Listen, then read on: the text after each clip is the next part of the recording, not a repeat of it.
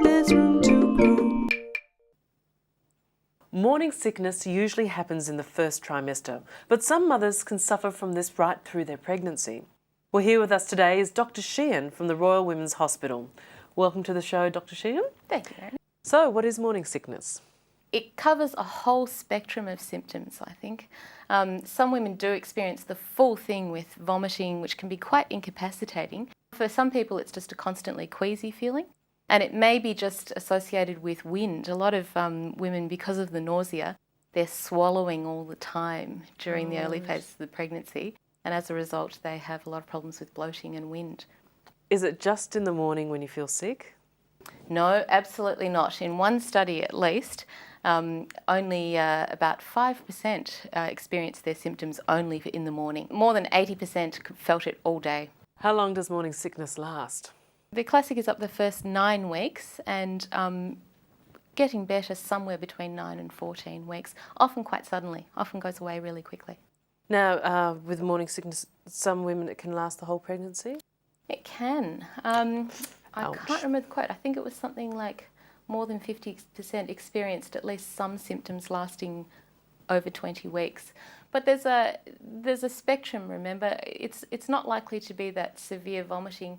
It might go more into reflux, and that starts triggering nausea, which certainly that gets more common as the pregnancy goes on and the baby gets bigger and it all pushes up in your stomach.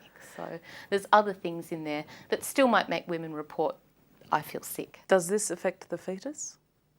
No, the fetus at that stage is a very efficient parasite and it gets whatever it wants despite what happens to the mother. So the mother may feel sick but the baby is fine? Absolutely fine.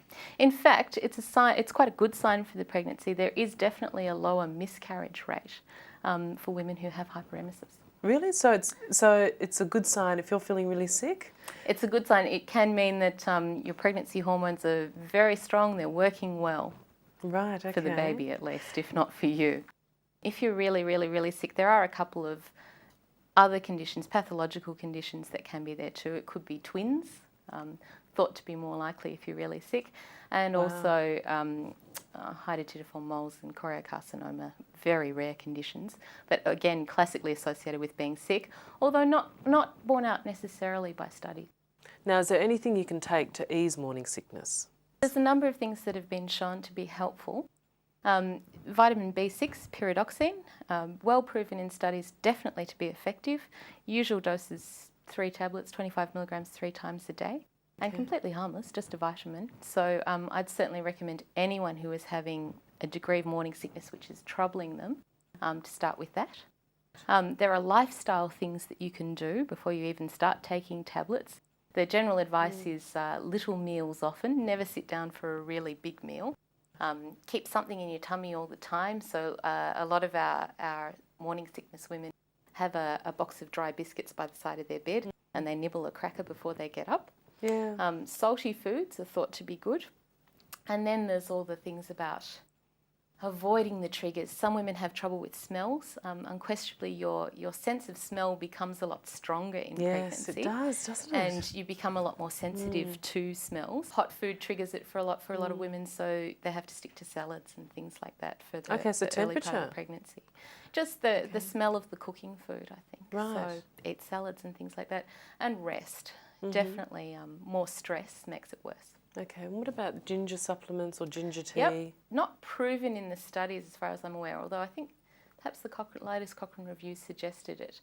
But certainly harmless and thought to be of benefit at least. Comes in all sorts of varieties, as you mentioned, tablets, tea, you crystallise ginger, ginger cookies, all sorts of things. Or just add some ginger to your cooking? Yes, absolutely.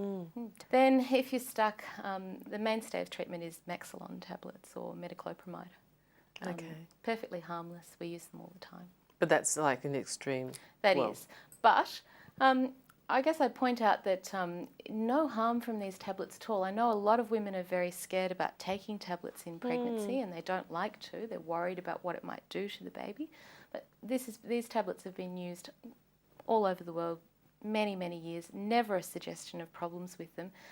I think it would be better for more people to probably take the tablets than to suffer avoidably. Yeah. But of course, Only if you need them, of course. Yeah, Not, see a doctor. not if you don't need them. And yes, naturally, on advice from your doctor, you can only get them on prescription.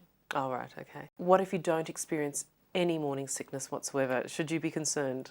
Don't boast about it at your mother's group, would be my advice. Yeah. If you don't experience any morning sickness, fantastic. Good luck to you. Okay. Well, thank you very much, Dr. Sheehan. Thank you. Now, if you are unsure about morning sickness, please seek medical advice. Then you'll see, yes, you'll see, there's room